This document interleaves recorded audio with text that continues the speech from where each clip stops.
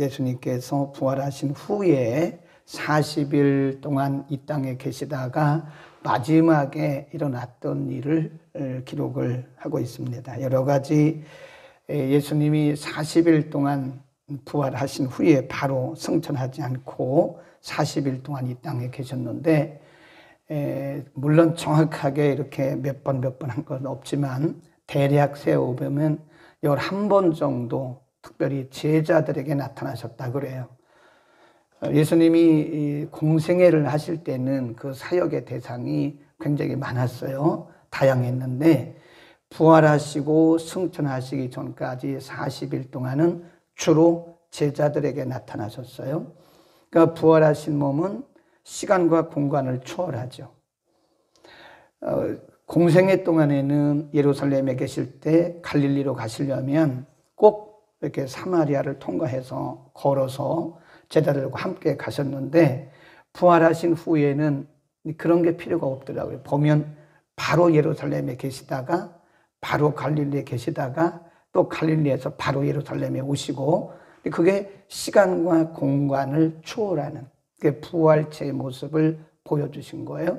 오늘 본문에도 보면 예수님이 제자들이 있는데 갑자기 오신 거예요. 여기는 이렇게 36절에 이 말을 할 때 예수께서 친히 그 가운데 서서 그랬잖아요. 근데 다른 성경에 보면 제자들이 예수님이 돌아가시고 나서 자기들끼리 모였는데 유대교인들이 무서운 거예요. 그러니까 문을 잠그고 안에 들어있는데 문이 잠긴 상태로 예수님이 그 가운데 서신 거예요. 그러니까 시간과 공간을 초월하는 것이다, 부활체는. 그리고 그들에게 제일 먼저 하신 말씀이 너희에게 평강이 있을지어다 그래요. 37절 의외로 제자들의 반응은 굉장히 의외입니다. 37 시작. 저희가 놀라고 무서워하여 그 보는 것을 영으로 생각했다. 왜 영으로 생각했을까요? 예수님이 문이 잠긴 상태에 들어오셨잖아요. 그러니까 부활의 몸이라는 것은 이렇다는 것을 예수님이 보여주시려고 지금 시간과 공간을 초월해서 왔다 갔다 하시는 거예요. 문을 잠궜지만 잠긴 상태로 그 가운데 서시니까 제자들은 깜짝 놀래가 영이구나. 이게 영이구나, 영.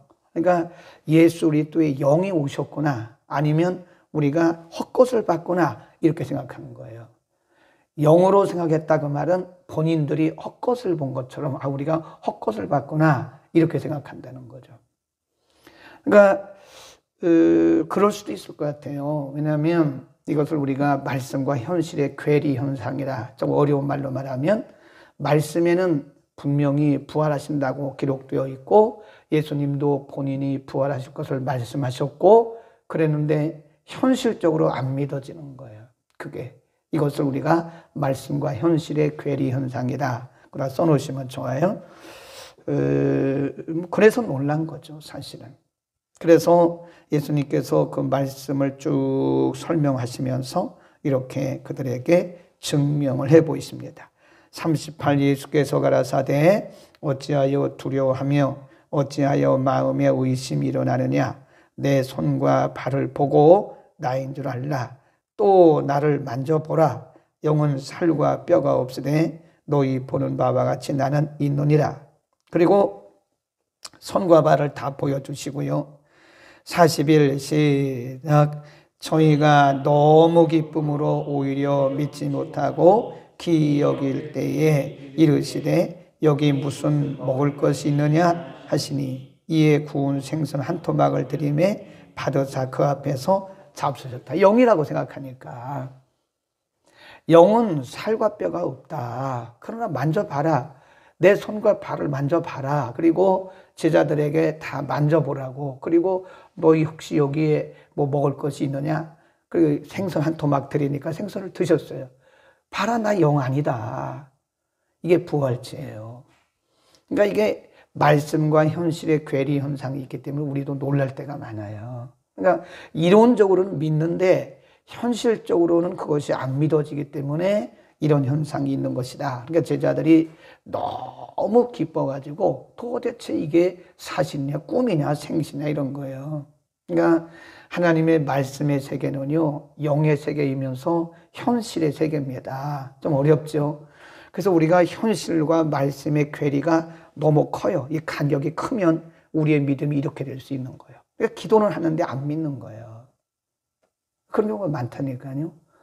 기도는 했는데 막상 기도가 응답되니까 기도하니까 되네? 이렇게 생각하는 거예요. 그러니까 기도 응답이라고 생각 안 하는 거예요.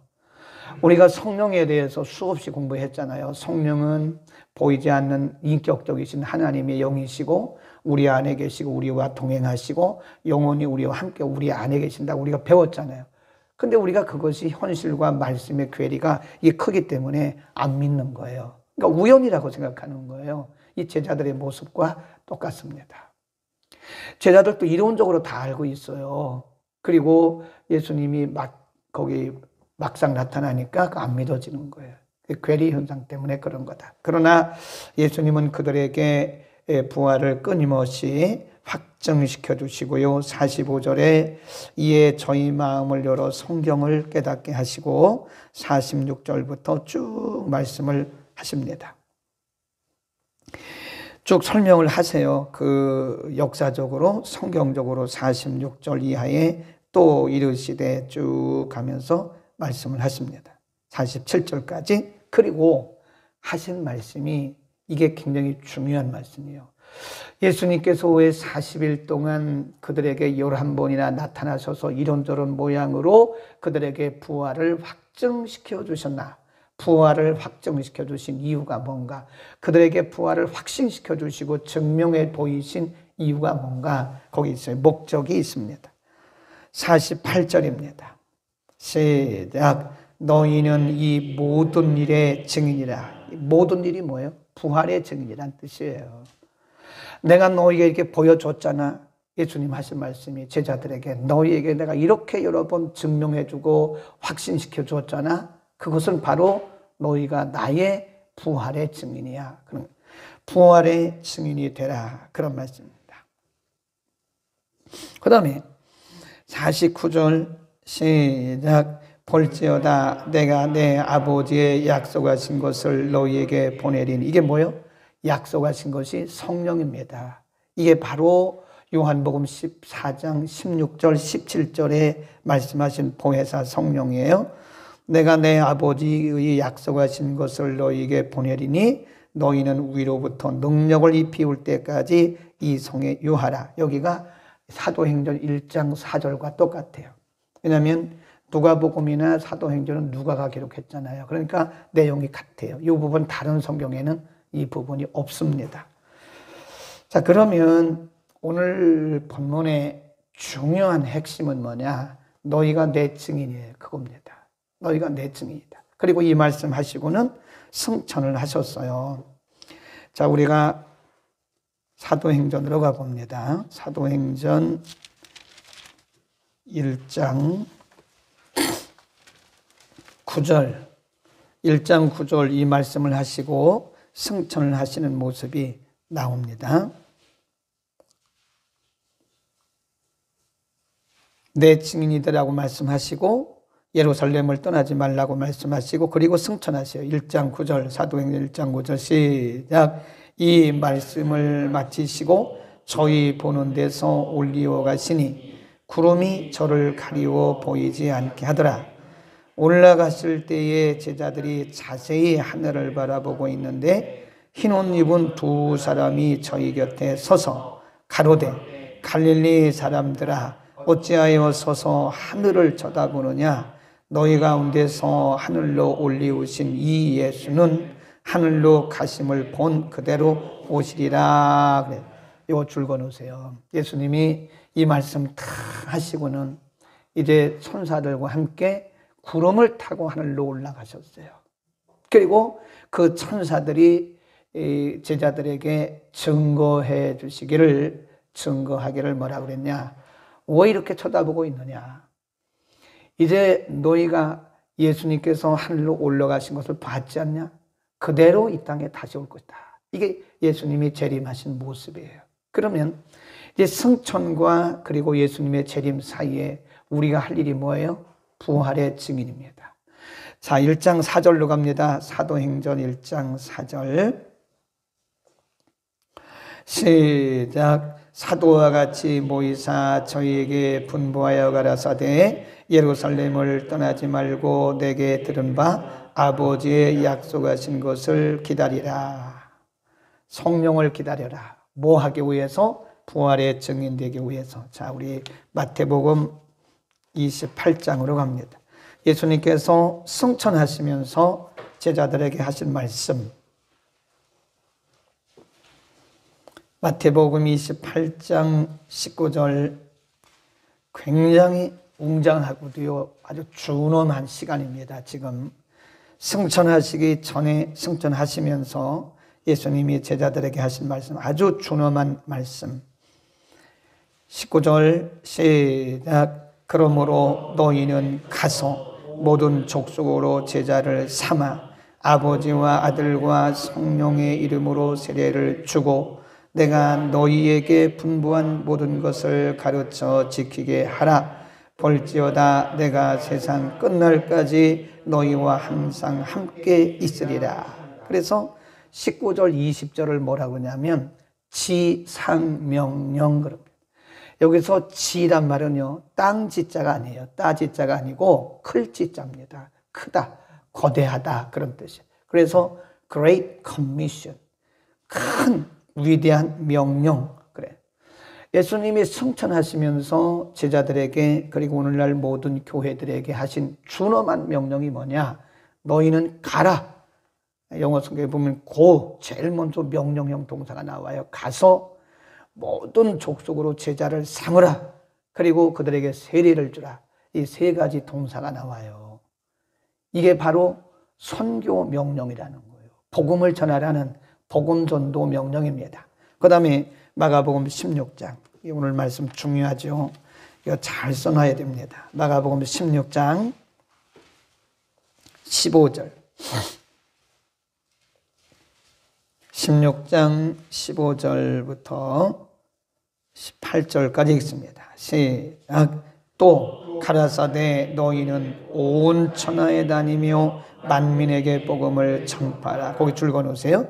아까 마태복음 28장 19절 20절에서는 가서 이렇게 됐는데 여기는 너희는 온 천하에 다니면서, 이게 분사형입니다. 다니면서. 예수님 오실 때까지 선교 사명은 끝쳐서는 안 된다는 거예요. 너희는 온 천하에 다니면서 만민에게 복음을 전하라. 믿고 세례를 받는 자는 구원을 얻을 것이요 믿지 않는 사람은 정죄를 받을 것이다. 그러면서 17절 18절에는 복음을 전도할 때 전도 현장에서 나타날 여러 가지 능력을 말씀해요. 자, 그러면 예수님께서 승천하시면서 제자들에게 그리고 오늘 모든 교회들에게 하신 말씀이에요. 너희는 온 천하를 다녀라. 온 천하를 다니면서 복음을 전파하라.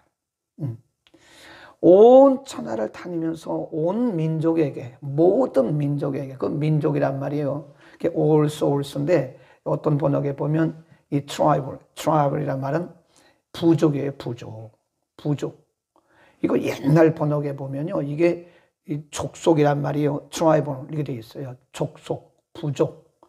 한 족도 한 부족도 빠짐없이 모든 부족들에게 복음을 다 전하라는 거예요. 온 천하를 다니면서. 아멘. 교회 사명입니다. 이게 교회 사명. 교회가 선교하지 않으면 교회는 교회가 아닙니다. 교회가 선교하지 않으면, 복음을 전하지 않으면 교회는 중대한 사명을 잃어버린 거예요. 우리가 하는 모든 일의 초점은 복음 전도예요. 우리가 사회복지 한다고 해도 이 복지 사업도 복음을 전하기 위한 거죠. 예, 교회 1층에 어떤 교회들이 카페 했는데 그거 부정적으로 보는 사람도 있고 또 긍정적으로 보는 사람도 있는데 거기서 얻어지는 수익이 복음 전도에 쓰여진다면 좋은 거예요. 그러나 거기서 얻어지는 수익을 가지고 교회가 자체적으로 소비한다면 그건 별로 좋은 게 아니죠. 영업하는 거죠.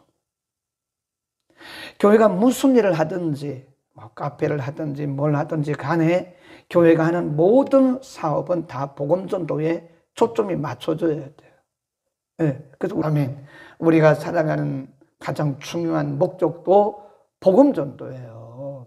그러니까 복음을 전도하려면 어떻게 해야 되냐? 이 그냥 되는 게 아닙니다.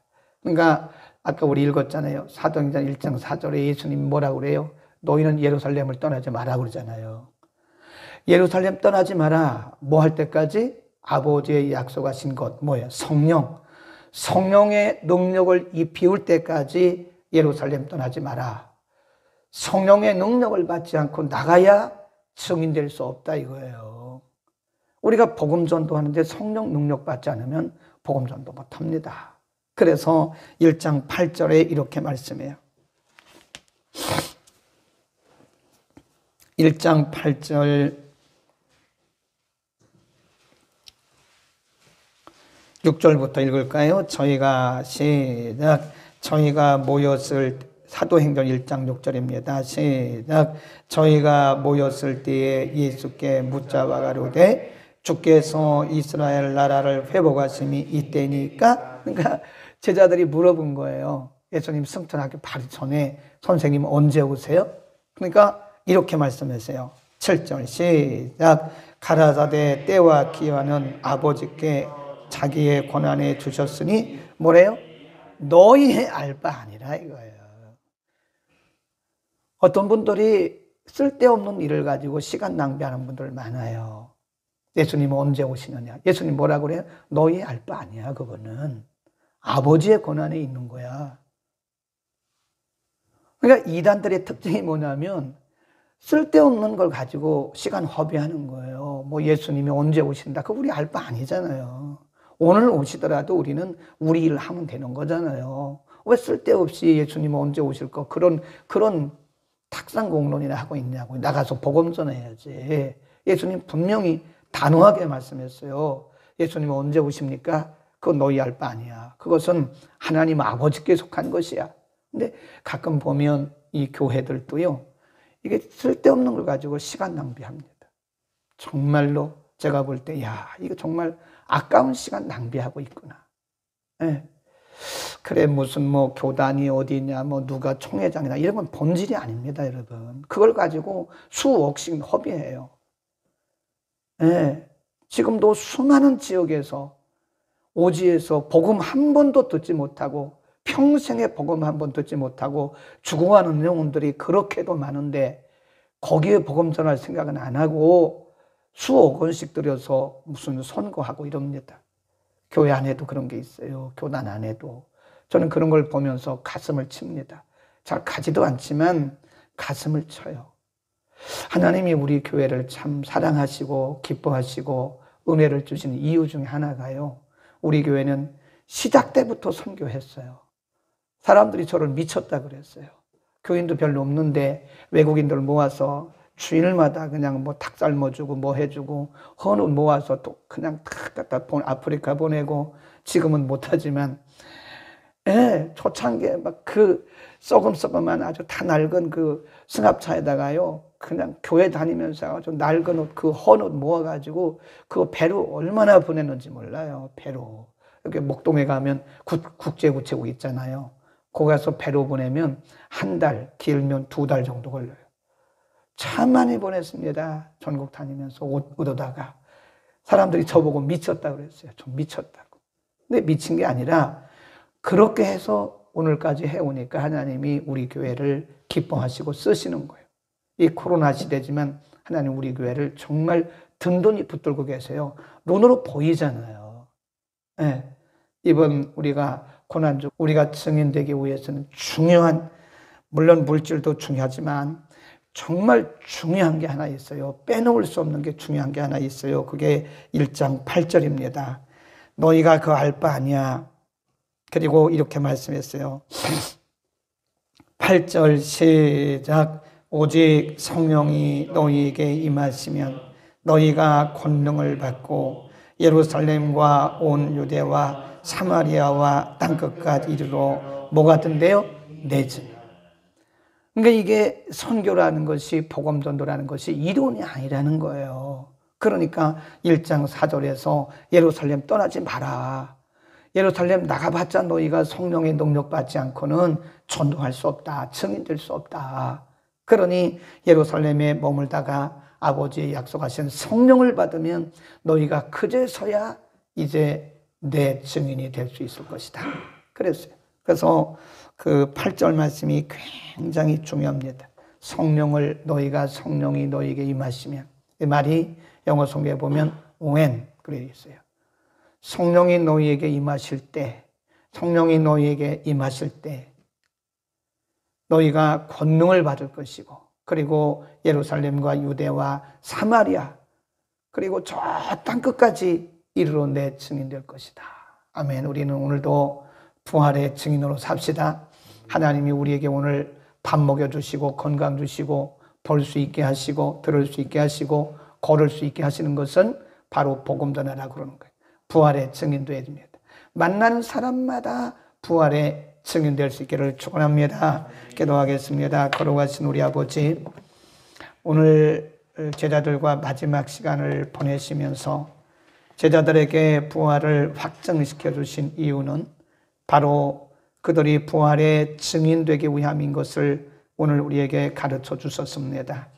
승천하시면서 너희는 온 민족을 다니며 온 세계를 다니면서 모든 부족에게까지 복음을 전하라고 말씀하신 주님, 오늘 우리의 존재 목적이, 교회의 존재 목적이 바로 복음 전하는 것임을 우리가 믿게 하여 주옵소서.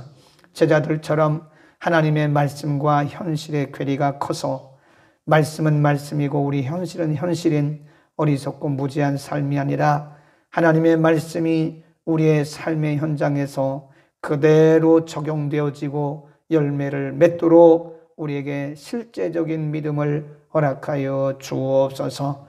오늘도 말씀 듣고 결단한 주의 권속들에게 성령의 충만함을 허락하여 주옵소서. 성령 받지 않고는 우리가 복음 증인될 수 없습니다. 참으로 소중한 시간, 소중한 물질들, 우리가 본질이 아닌 곳에 허비하고 있지는 않는지 우리의 눈을 열어 보게 하시고 생명 전하는 일에 우리의 목숨까지도 바칠 수 있는 멋진 우리의 믿음이 되게 하여 주옵소서. 예수 그리스도의 이름으로 기도드립니다. 아멘.